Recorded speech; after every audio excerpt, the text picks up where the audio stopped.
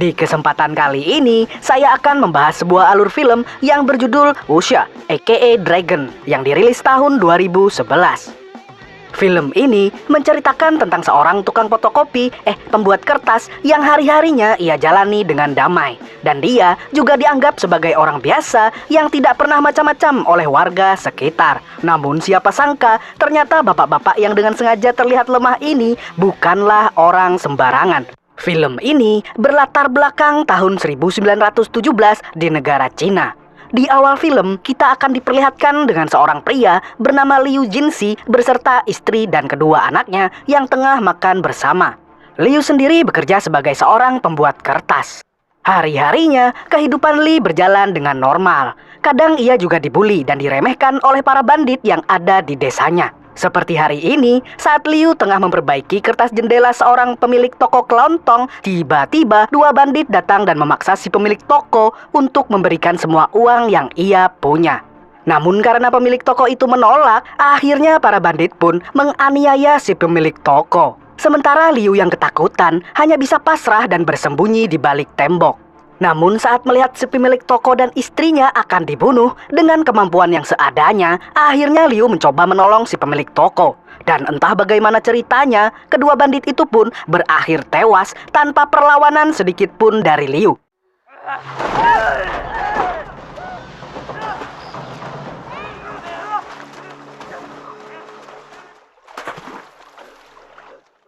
Tak lama kemudian, datanglah seorang detektif bernama Su Baiju yang memeriksa kejadian perkara tersebut. Dengan kepintaran detektifnya, Baiju menemukan sebuah fakta bahwa Liu sesungguhnya bukanlah orang sembarangan. Ia menduga bahwa Liu adalah seorang pembunuh profesional, di mana dia bisa mengendalikan detak jantung dengan hanya satu pukulan saja.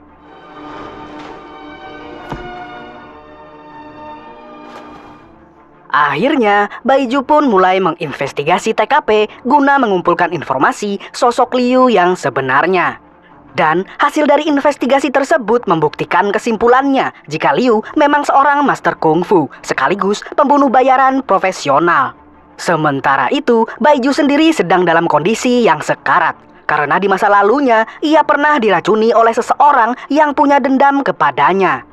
Sehingga seumur hidupnya, Baiju harus menusukkan beberapa jarum di titik tertentu untuk mengendalikan racun yang ada di tubuhnya. Untuk membuktikan kesimpulannya, Baiju pun berencana mengikuti aktivitas Liu dengan alasan kepentingan investigasi. Selama mengikuti aktivitas Liu, satu persatu bukti pun mulai terkumpul. Dari mulai cara bernafas Liu yang lebih teratur dan efisien dibandingkan orang pada umumnya. Hingga saat Baiju sengaja membuat Liu jatuh dari jembatan. Baiju tahu bahwa Liu sengaja meringankan badannya dan tertahan pada sebuah ranting pohon yang secara logika ranting tersebut harusnya tidak mampu menahan bobot tubuh Liu. Tapi kemudian Liu sengaja menormalkan bobot tubuhnya agar ranting bisa patah dan... Para warga di sana menduga kalau itu hanyalah kecelakaan kecil saja. Liu yang sudah mengetahui maksud Baiju mengutarakan fakta kalau 10 tahun yang lalu di tempat pemotongan hewan milik ayahnya, Liu pernah membunuh seseorang karena dipaksa oleh ayahnya sendiri, hingga membuat Liu dipenjara selama beberapa tahun. Dan semenjak itu, Liu pun memutuskan untuk bertobat. Awalnya, Baiju sempat mempercayai cerita Liu. Namun saat menemukan fakta lain, di mana saat Liu sedang berada bersama para warga, termasuk istrinya, tidak ada satupun lalat yang hinggap di tubuh Liu. Hal ini menandakan bahwa Liu dikelilingi energi besar dalam tubuhnya, dan energi sebesar itu hanya dimiliki oleh para master kungfu tingkat tinggi. Fakta itu membuat Baiju terpaksa mengumpulkan informasi mengenai pembunuhan di tempat daging, seperti yang Liu ceritakan. Di sana, Baiju dibantu oleh salah satu teman polisinya yang mengungkapkan fakta di mana pemilik tempat pemotongan hewan tersebut dibunuh bersama anaknya. Dari adanya fakta itu, akhirnya Baiju mengetahui jika Liu hanya berbohong. Dan sebenarnya, Liu adalah anak seorang ketua kelompok pembunuh paling kejam yang bernama Tiamdong, seorang buronan yang paling sulit untuk ditangkap. Untuk itu, Baiju memutuskan pergi ke kota untuk bertemu polisi serta petinggi lainnya untuk meminta bantuan menangkap Tiamdong, ayah dari Liu. Namun karena tidak adanya bukti, mereka pun tidak menghiraukan permintaan Baiju. Dengan sangat terpaksa, akhirnya Baiju kembali ke desa dan memikirkan cara untuk membongkar identitas Liu. Sementara di tempat lain, salah satu petinggi yang didatangi oleh Baiju ternyata merupakan salah satu informan dari Tiamdong. Organisasi yang dipimpin oleh Tiamdong merupakan organisasi yang semua anggotanya merupakan master kungfu yang mempunyai kemampuan di atas rata-rata.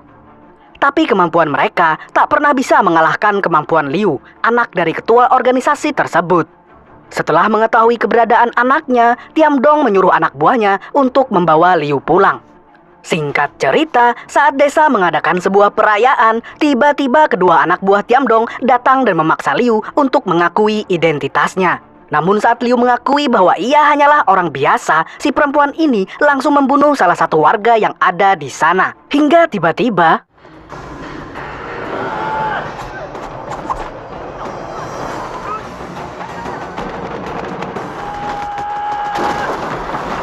istrinya yang tidak tahu apa-apa pun hanya bisa terdiam saat melihat kemampuan master kungfu Liu.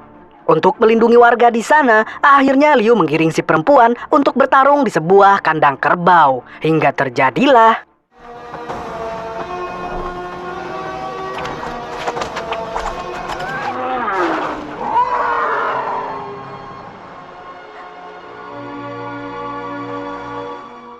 Setelah kejadian itu, Liu pun pulang ke rumah dengan rasa bersalah karena sudah menyembunyikan identitasnya.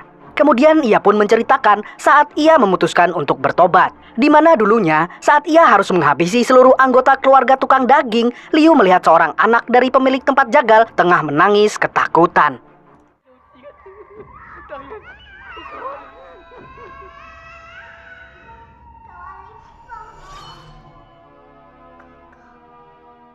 Semenjak saat itu, Liu memutuskan untuk hidup normal, layaknya manusia pada umumnya. Saat para warga mengetahui jika kelompok Tiamdong akan segera memasuki desanya, mereka pun, termasuk istri dan anak Liu, mengungsi di suatu tempat demi keselamatan nyawanya. Sementara, Baiju yang sudah mengetahui fakta tentang keluarga Liu, akhirnya memutuskan untuk membantu Liu dengan memalsukan kematiannya menggunakan teknik jarum yang dikuasai oleh Baiju. Tapi ternyata rencananya tidak berjalan dengan lancar karena saat Bapak Liu beserta anak buahnya mengepung, tiba-tiba saja Liu terbangun. Karena sudah muak dengan kelakuan sang ayah, tiba-tiba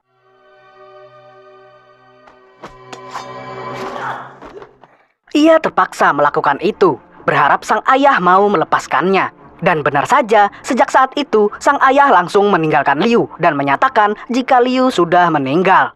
Tapi itu hanyalah akal-akalan Tiamdong saja. Karena saat Liu pulang, ia melihat ayahnya sudah berada di sana bersama istri dan juga anak-anaknya. Dan saat sang ayah mulai menyiksa anaknya, Liu pun harus melawan ayahnya hanya dengan menggunakan satu tangan saja.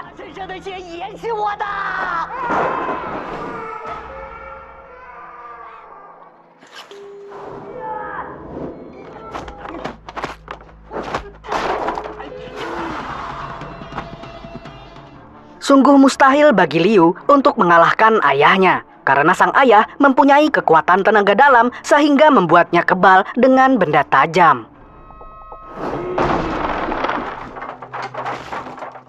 Sementara di luar, nampak Baiju yang berniat menolong Liu dengan masuk ke bawah rumah Liu untuk menancapkan jarum miliknya, untuk memutuskan beberapa urat syaraf Tiamdong, agar kemampuannya pun melemah. Tapi ternyata rencananya diketahui oleh Tiamdong, hingga menyebabkan berkat bantuan Baiju, akhirnya kemampuan Tiamdong pun melemah, hingga menyebabkan kekebalan tubuhnya menurun.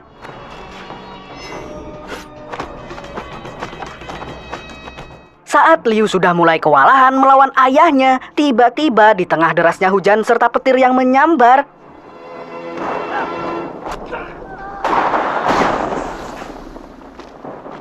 dari kejadian itu, akhirnya Tiamdong tewas akibat sambaran petir yang begitu dahsyat.